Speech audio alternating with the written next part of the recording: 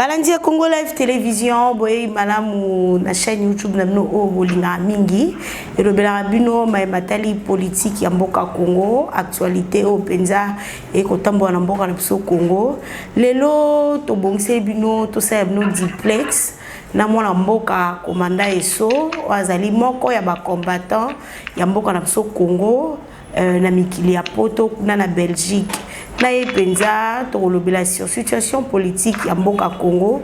pe sur ma question d'actualité mbote commandant eso. Oui, mbote mingi mama Jérôme mbote mingi na balandi ya Congo Live. Oui, Congo Live Télévision. Ok, Congo Live na tuka mbote na bato nyonso bana mboka bazolanda biso. Oui, boni santé, boni basango na kuna na mboka Belgique. Bon, santé eza malamu tellement na ndenge twaboye je pense que bokobimisanga soki boyotuma bamouvement maboko esala baza na Paris toyaki toujours bapréparatif ya marche ya le 14 en tout cas santé eza bien à part ka mboka na biso nde eza malamu te yango tozobunda po mboka mpe koma malamu santé na biso mpe eza na malamu. Oui, commandant eso toki okoloba ete mboka ekotambola malamu te kasi tokende penza mutuna mikolo na ville province ya Kinshasa toloba pe kuna na Sidu Bangi mbula ekobetaka presque mikolo nyonso awa na ville ya Kinshasa kasi soki mbula ngo ebeti ekosala ba dégâts surtout awa na kin koloba kutu te mbulo ebetaki penza bato bakufaki bandako bato bazindi voire même banzele bukalaki tomonaki mokonza mboka kendaki kotala ndenge bato pena bazalaki na pasi bino ba congolais na biso na mikili ya poto komona ndenge bamvula ekoboma bato boko koloba nini na situation ya pasi ezokomela ba congolais. Non, ngai naza zaïrois na congolais te je m'excuse. Pourquoi naza zaïrois parce que na tango ya Zaïre batika ko violer bana 4 ans 5 ans ba mama na biso ba 90 ans ba violer bango totika ko mona côté. Na tango ya Zaïre totika ko mona te place oyo mitakala ba mama na biso eza exposé totika ko mona côté. Ngai naza zaïrois naza congolais te parce que mingi baza ba con volé baza ba con volé ba tolokola ba politicien na bino touana e boyebi wana ba eza ba bocha ba Félix ce sont des cons volés. Donc par rapport à makambo oyo uti otuna nga question ya mbula mama mboka oyo ya biso Zaïre na bato bazo dirige malédiction eza likolo ya moto ya mboka wana kimotuna oyo otuni ngai na kosenga kende otuna yango bapaster tango nature etombokaka ezalaka na message na yango nzambe azalaka soki alingi apesa message na ye ozoyoka te ezaka nature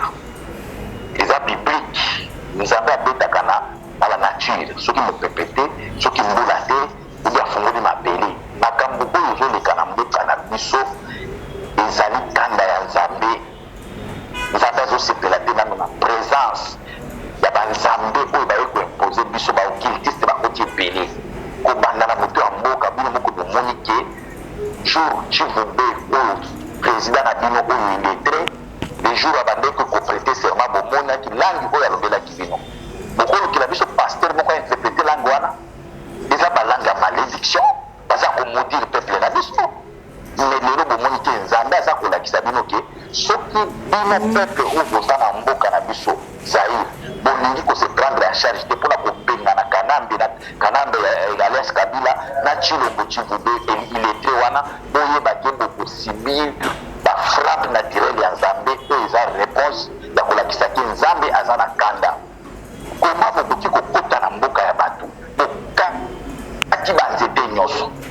bobuki meme banzela oyo mobutu atika bosali yango sa bakaniveau ntango boza kotonga biloko wana mai wana ntango soki ekomeli okende minini botongi mboka sa bakaniveau conséquence na yango wana boke kozwa bachinois majorité ya bachinois oyo bozomona bana mboka na biso na mama baza baprisonnier baye kosala main d'œuvre ya fondation na bango mpona mingi baza baprisonnier oyo bayokani balobi baya kosilisa banini na bango ya prison kuna bakondamnation na bango bapene na bango bamboka na biso pour le moment ezosenga ezala libéré spirituellement et physiquement et ekosalema kala mingi te me makila ekosopa na ebele ya bato babomi peuple na biso Zaïre. Oui, moi na mboka olobi ete ezali bongo malédiction pende komi na mboka Congo kasi kotala pe kuna na este ya RDC komona ndenge ba Congolo ba viva kuna na este balingi penza MONUSCO te bako benga na MONUSCO kasi ekopesa pasi bato bako kufa ba mama bazali violé komona na makambo ndenge ba Congolais balingi MONUSCO te. Est-ce que ba Congolais ya este ya mboka na biso ba juger bon ko benga na MONUSCO? Bila MONUSCO depuis ya mama ça fait ce qui 22 ans ce qui n'est pas avant même indépendance. ONU est contribué na Lumumba na dia ya Lumumba ONU. Et c'est ONU wana de MONUSCO. Bila na bango pendant tout ce temps est négatif. Est-ce que na mboka na biso tozangi bato basala comptabilité pour bando compter biso bibé. Bato basala ba comptabilité basala bibé. ONU a eu ça de comptabilité. Chaque fois que bato bakufi ya zope ado compter bakufi 500 a komi atini na ONU. C'est de bakufi 70 a komi. Est-ce que bato basala comptabilité na mboka na biso basali te? Basali ONU ayi wana akomi kosala ba affaire. ONU ekomi kosala ba trafic ya ba nini ba comment on appelle ça ba organes humains. ONU ekomi koteka ba minéraux. Peut-être bino kuna na mboka na biso peut-être bomona ngote mingi biso ba image to kotaka. ONU ba komi kanga na ba coltan. ONU ba komi kanga na ba nini ba aso kotisa ba tenue militaire. Ya ba mboka mosusu ONU ba komi kanga na ba arme na ba munitions aso kotisa. ONU ba komi kanga asa ko violer bana mike ba 13 ans 14 ans. Bande kona biso ya est ya mboka ba bande kona biso ya Beni Butembo Uvira Goma partout. En tout cas, il a piqué à Kisanti sana banduku yangu ya Beni ya Goma ya Bukavu ya Uvira batoto ya Kisangani ya Manyema ya Kindu ya Kisanti sana. Tunapasha kufukuza MONUSCO. MONUSCO iko armée ya occupation. MONUSCO inakuwa pale juu kabisa Kagame. MONUSCO ndio kuna protéger Banyarwanda kati ya nchi yetu. C'est pourquoi mimi nalomba mimi general na kutumba tunapasha kufukuza Banyarwanda ina ni MONUSCO na Banyarwanda kati ya nchi yetu. Ndio mnabadilika kwa ibisa ndio kabisa baso. Swahili ke MONUSCO ezali armée ya occupation oyo eza ko protéger ba Rwandais. MONUSCO eza ko sala soki bandeko na biso ba autochtone ba lokwa ba mai balingi ba se défendre. MONUSCO ayaka ko étoffer ba action na bango. MONUSCO bandeko favoriser M23 abo bandako koma bana mboka. Et MONUSCO tika ko kakata mutu moko ya M23 zate. Yango biso toza en marche et en d'accord na départ na bango bakende. Parce que bayaki ko sala tourisme. Bakomi ko bima na bana ba 12 ans, ba 13 ans, 14 ans. Baza ko vivre na biti mama batembele ya MONUSCO bozo mona ba uti na ba pays moko pauvre. Mais ce qui fait tala ndenge bazo tonga ba mboka na ba mpona mbongo ya biso ya Zaire. Pour répéter metala salaire militaire zaïrois. Tala salaire militaire nene ya MONUSCO. Militaire ya MONUSCO ya C à na $3000. Mais il ça là ce salaire ya soldat. Et ya biso ya Zaire ça na combien? Budget annuel ya MONUSCO is $1 milliard. Mais dans le budget ya mboka na bino nini Congo bobenga Congo is 4 milliards pendant 5 ans 4 milliards. Mais budget kaka ya MONUSCO ya 20 000 hommes is na 1 milliard. Est-ce que boso na teke batana bazo sakana na biso ezo senga faut bakende? Est-ce que biso to sangi mibanda ko protéger peuple wana bongo mosala armée zani? Yango tolobi akabozo de kana mboka peace na bango ezaka nambe bozo benga kabila wana ye mutu aza adef na ye mutu organiser ba généraux na ye batango for banini bango na bamundosi bango mpe ba adef na ye basango maka peuple kuna baza ko exterminer peuple na biso po elongwa kote wana bango bazofandisa bandeko na bango babengi bango barwanda banyamulenge mama koma sa soki batu soi-disant balobi ke bakima mboka na biso na 1996 bali kozonga na 2003 2004 non na ba 2011 awa bazo ba groupe mosu ekota kibe baza kolobela mutu mosu bazo lobela mutu Swahili ayebi te bazo loba kati ya Rwanda ye mutu neti tego zawa na yoko obofi kolomba lelo Congo ozonga 10 ans après dosani lingana jamais ça fait combien de temps naza na poto mais au monde ke nazo loba Swahili mais badouana bazonga tout mona ba image na 2011 bazongi télé na ba carte électeur ya basi ba vibo tu vois do touti soki ningi so Kenya so gati tozongi na mboka na biso batu na bango ba yebi Swahili te biso mona mutafanda na kasa yebi kasa ite yebi kasa ite mutafanda ba Kongo azonga bosa kikile nene ki Kongo ba mama makambo izo de kana est ya mboka na biso ezali Kabila Moïse Mwanungabu Robert Kamere Barwande wana te baza kosala manœuvre de façon à peupler kuna bango batuti kuna po un jour basenga référendum accéder comme pays mais mal chance kuna bango ya kotumba-telemi bayi kozwa biso nzoba ya Félix bayi kotia wana po aya kosala to plan na bango ekokame toyebisi bango ke cette année année 2020 nzambe akosala grâce Congo mboka wana eza libéré. Oui, toki kolobi ete nzambe akosala grâce mboka Congo eza libéré. Toki koloba ete ndenge bokoloba Congo penza occupation rwandaise ezali makasi. Kasi eloko nini penza bino bandeko na biso ba combattant boza libanda ya mboka bokoki kosala po te bosunga biso occupation rwandaise wana ekende libela na mboka Congo. Maman, na outé ce dernier temps, la semaine passée, na outé koyoka Jean-Marc Kabundi, Azolo Kobatie, Batia FCC, va se préparer à nager. Mais au moins, le bateau n'a pas à nager, il y a le bateau FCC. Maman, Kalamine n'était pas à nager. Fleuve Wana, à nager dans le mouton, n'a pas à IDPS. Au moins, bande qu'on a vu sur la Kassai, où il va y avoir des manasses à l'immédiat, où il va commettre des robes à Wewa, où il va commettre des tchans à Loi, na Katia Mboka. La biso oyo akomi tocha mulunge bazana de la biso bakasa e bazana tuba kotambola place nyonso mais ndenge bakoti na kati ya politique base la conséquence tango makambo ekoyinda bato baoyo wana ils vont payer cher bakofuta cher parce que lelo bango bakomi kotia loi na kati ya mboka wana po ndeko na bango ya bulu bazana moto ya mboka e bayeba ke tango pouvoir ane kokwea bamoto ekolimwa bake moto abenga na bango po batoto kozwa tu bato nyonso baokomisa Félix mama ekozanga exemple ya makasi bakozwa mpenza punition moko bati komona te bakokima me baza bazoba bandeko wana basoki bawewa wana bamabele na bango kote ya Kasai kuna mama na biso bamultinational barécupere yango moni bakoma ndeko na biso akamwe na sa chef continue ndenge eza boye bamultinational badécouvre barichesse na kote ya Kasai bazwisi babisika nyonso wana babenga ani bango baye kotonda na Kinshasa me batiki mabele na bango mama tala bandeko na biso baswahili tala bandeko na biso baswahili tilelo baza kobunda barwande bazokoka kozwa este ya mboka te po baswahili baza na esprit me tala bao baliaka oyo bandeko na biso bamesala bapepe supa bakanishi batiki mabele na bango kuna baye kofanda na bamoto me bamultinational bazwi mabele na bango mama otuni biso tokosala nini biso tozopromettre bino ke bakonage ezala Félix ezala Kabila bakonage boye bokozala fier un jour na nga na boketu bolobake bakoyo to bazaki mibali apres tokolakisa bango te naza mibali Chilombo tokokanga ye akokota prison Kanambe tokoboma ye batoto oyo batrahir mboka wana mama bokomona kala mingi te na ngolu ya Nzambe oyo bino koza nango mposa pe bolobi ke bolobaka tokosala nini makambo nyonso balobaka na media te mete boyebake ebali na ezali bakolibere mboka wana.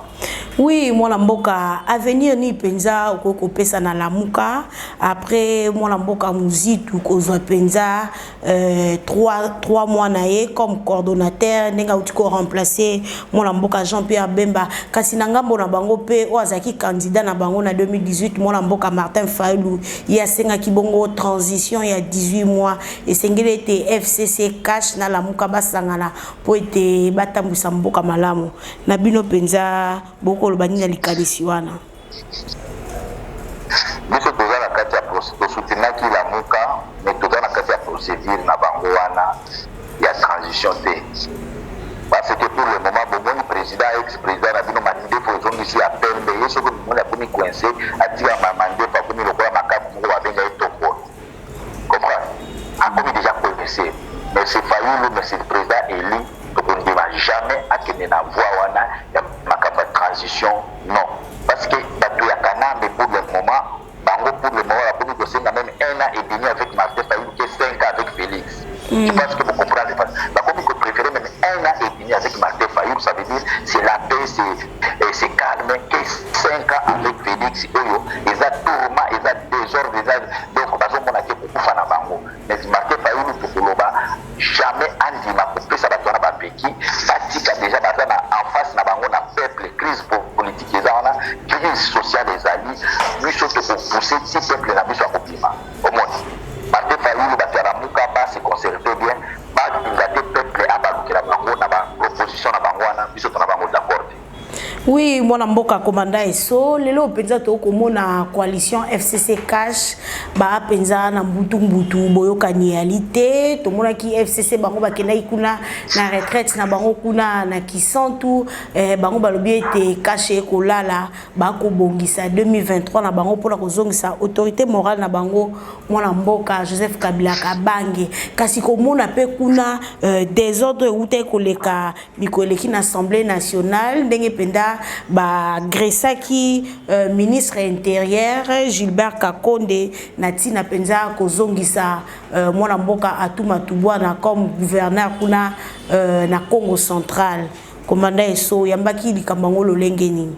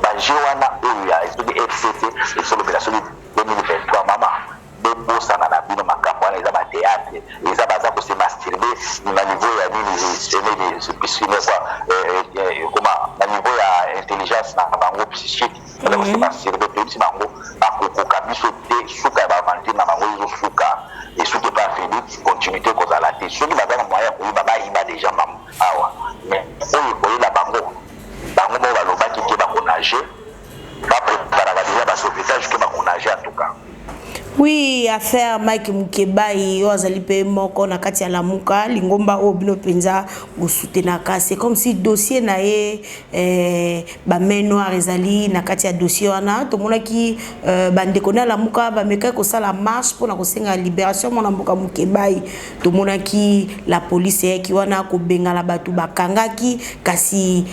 audience ezaki mokola le 2 décembre awa eleki kaka boy to ebite likambo ya Mike Mukebai batiki ya sala mbula na mbula kuna la makala bino penza ba combattant boko lo bani na affaire Mukebai Mike Mukebai aza héros vivant akozala libéré na tango biso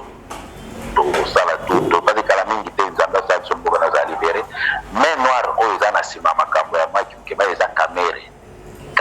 muto asali tout pe bakata Mike Mukebai kamere muto asala ki pechi o ya tukola kisa mutakala na internet e babande okende soki makala abengi boye bozo akotate donc kamere il se voit déjà Dieu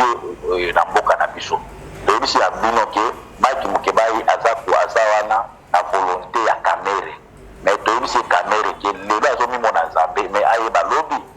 e koyela ye mwasi na ye akozala violer liboso na ye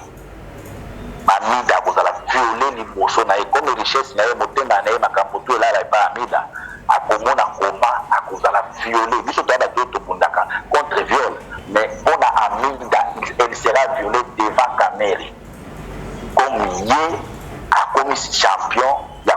kobimisa na prison nde moto alingi kokangisa oyo alingi mais biso tolobi mama na biso Mike Mukebai aza mobali toza wana mpona kolela oyo boyokelema te Mike Mukebai ya kobima kuna aza héros vivant mais batutu oyo bacontribue na malheur ya Mike Mukebai lelo bana Mike Mukebai bazokende classe na papa na bango mwasi na ye aza donc revenu bande kozwa soki mobali ayabimi sikoyo mobali aza na prison est ce que bozoyeba mpasi oyo bana na ye bazokoyoka komona ke papa na bango na prison mais entre temps Kamere tozomona azokende kosombela mwasi na ye babijou ya badiamant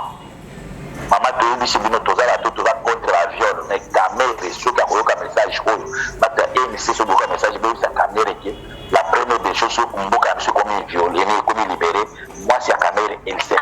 violé par beaucoup des hommes devant Cameroun. Oui, commandant Esoto, comment pour ça mon ken asuka ya duplex na biso. Lelo penza to monaki likambo etali gratuité de l'enseignement o mo mboka Félix Antoine Tshisekedi azwa ki penza pour na bana na biso kotanga ofele na bekole à l'état car c'est comme si gratuité de l'enseignement ngo ezali menacé bana ba ko sala ba grève ba professeur musuba ko boya kotangisa mingi mika na bekole et o ba bengi bongo conventionné catholique. Oko balingi na likambo etali gratuité de l'enseignement. Moko nano mokonzi ya Félix Kanambe atangate José Makila utikofinga na biso beroka kiki atangate. Ye moko Félix atangate awa na pota bande ko buka ba pom. Azali ma chance ya kosala na poste place ya kosala triage muyibi. Musala na izali ko iba ba chèque. Soki ka kosala triage amonika papier ni ba chèque za na kati kuna ayibi. Aya depuis kala nyoso oyo bana ba autorité bele ba ya batanga ayeti aya posi makaba diplôme ndenge za ba belge soki alongwe lelo na place aza na ba belge ba kanga ipo asala ki usage de faux yemo ba tanga te ayini valeur la classe de est-ce ko favoriser ba tusu batanga asa ko yusa bato ko bando futa bato sineti ba soldat o ko bando futa bango soki tengo c'est de combien ba soldat $100 mais yemo ba tala ki awa bande ko sala te ba belge ba futa 890 Félix azaki awa ndo sala te ba belge ba ndo futa 890 mais akoma pour futa moto azobundela mabele moto azokengela mboka $100 ba mettre ba école primaire wana ba ko bénéficier le côté na gouvernement ya occupation parce que ba Rwanda ba yaki ndeko ko bon éducation ayaki ko bon éducation botala koma ba professeur ba université bango to bazokende ko nguma bela Kanambe donc ba yaki pona ko détruire éducation enseignement ba mboma yango. Combien de professeurs ou ils ba bochab ba professeur belé le ba komi a gêné débat moto atangate est-ce que yo kanisi Kabila ninga sana kulinga mboka na biso bato batanga non entre temps il y a des étudiants rwandais ou baza ko bénéficier na bourse ya mboka na biso Zaïre bazo kende kotanga na libanda et belé baza a bazo tanga na bourse ya Zaïre libanda baza lokola ba Zaïrois donc ba congolais et ya mboka na bino mais ce sont des rwandais. Maman, nous avons eu côté vraie éducation et koya soki occupation qui est Canada qui na Kabila bango to na Félix beaucoup mona qui éducation et koya batu bakotanga bien wana ayika ka kwa mbuye batu na eloko moka zo maîtriser ye moko ayebisa kibino ke Kabila mutazana expérience ye moko ayebisa kibino ke Kabila mutazana expérience ya ko gérer mboka sikoyo yebisa ngai sikoyo biloko oyo yake ko activer wana ya enseignement gratuit yemo ngwa ngoza wapi budget ngoza wapi donc maman ezali pona ko freiner un peu éducation na mboka na biso tant que Félix na Kabila ba kozala wana boye bake enseignement et développement ya mboka na biso et ko sala maté parce que Félix na Kabila bazali ko freiner développement mboka na biso. Oui, mwana mboka tokomi bon na suka émission na biso motu na biso suka yete boko préparer penza marche pour la moko le 14 to ebité tina nini penza bit nini ya marche wana o bino boko sala kuna na mikili ya poto. Non, bit ya marche na biso ezali que le 14 oyo décembre ezali marche ya monene oyo eza ko sala ki entre biso na ba Congolais,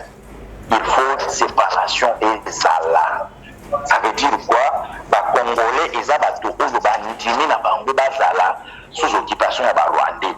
Mais biso to lobi to boy occupation to préféré to zala ba Zaïrois parce que Zaïrois azali moto ya ba loba Zaïrois azala miso donc match wana ezali tozo kende objectif eza tozo kende na ambassade enani tokoleka na ONU totiki memo na biso wana après wana tokeyi na ambassade ya Rwanda na ambassade ya Rwanda tozo kende kotika memo te na ambassade ya Rwanda bokolanda na bilile kozala lumbe na ninga blague te toki kuna lumbe na ambassade ya Rwanda po bamona ke batutu baza ba compte biso to ba compte biso toza ba Zaïrois donc match na biso yango tozo sala appel na batutu ko bafanda na France, Belgique, Allemagne, Angleterre baya ebele pona koya to ya ko kende ko marcher contre Kagame oyo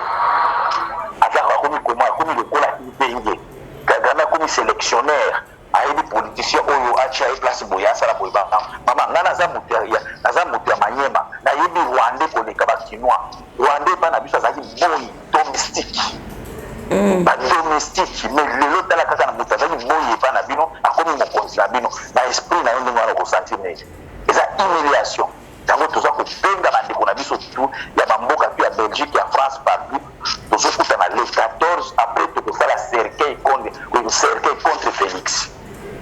tokokunda ye jour wana apres ntango tokokunda ye mama okobenga nga na telefone bokomona makambo ekoleka na mboka na biso apres enterrement ya Félix baya ebele otokoka komarche siko bino bokaboli na bino mboka bino botikali bazairwa bamosusu batikali bongo bacongolais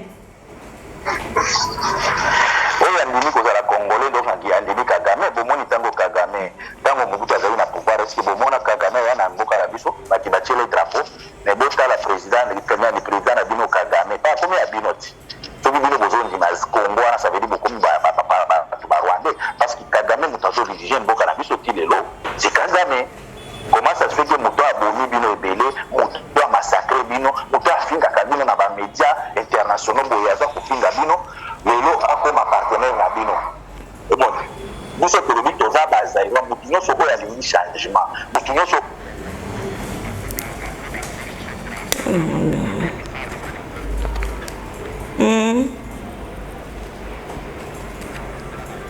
oui signification ya flambeau bomonaka ezaka loboko ya lumumba e ya bato ya kimbangu ntango batika kimbangu na prison ya nini ya espace ya biblie ayebisaki akomba avec kokomba mokolo ya yenga alobi na kokomba te po bible elobi ke mokolo ya yenga moto apema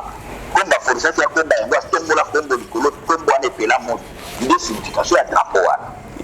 drapeau na biso eza na signification spirituelle eza na signification oyo basalela yango référendum oyo drapeau oyo bino bokomi nango lelo nani asala yango référendum euti wapi mpe Moïse Kabila aya na drapeau na ye ezalaki na soki 5 étoile na moko na kati po Moïse Kabila akofi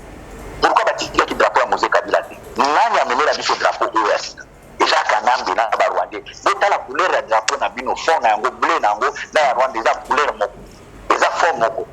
biso tolobi toza bazairwa zairwa aza moto oyo alingi komona barwandais na mboka na biso te oyo akolinga atikala congolais atikala mongamba barwandais e biso tolobi Kagame deva bazairwa akoti kotelema te tobetele maboko Kagame aye na Kinshasa tala ntango akoti na stade tala bandeko na biso baluka koma babeteli Kagame maboko eske yokanisi biso bazairwa tokoki kobetela Kagame maboko biso toya bazairwa tokaboli mboka te me tozosenga nde motu nyonso oyo ayebi ke aza conscient ke nous sommes sous occupation ya barwandais lelo boza na courant naza na famille na ngai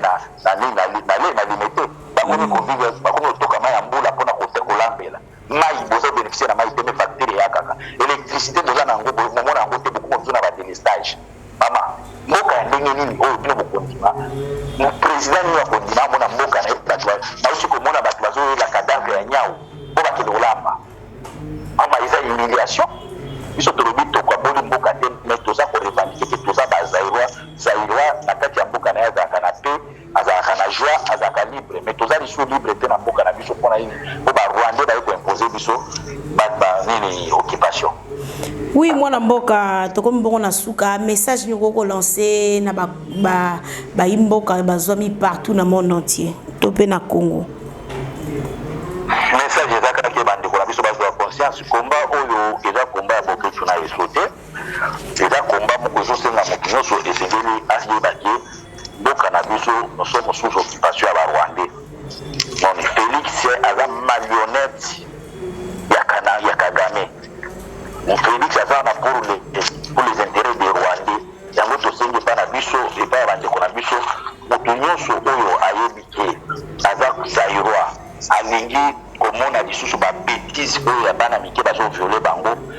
toya le 14 ebele tomarche tokende tina ambassade ya ONU tokende tina ambassade na ambassade ya MONUSCO en tout cas bisika wana nde bongo komona baimage ke Kagame asakanaka na bazairwa bacongolais me akutakana osaka na bazairwa te. Merci mingi mwana mboka komanda eso. Merci mingi mama nanga merci. Ok, tokutani mbala nsima. Prochainement benga ngai na koyamba merci. Ok, merci. Balandia Congo Live Télévision, tokombongo na suka,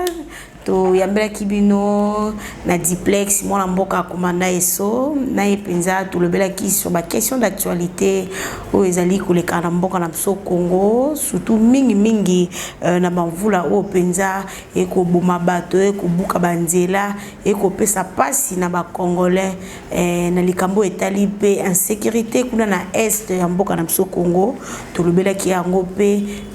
marche na bango bazali ko organiser mokolo ya le 14 décembre kuna na mikili ya poto tokomi na suka wana pendeza yaki mona mboka komanda eso.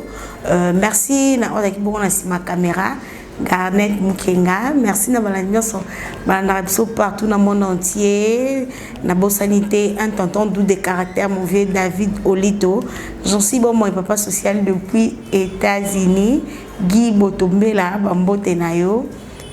pe voulait être quoi depuis France ngala bino soki nzamba zongi te to monani na mikolo zaliko ya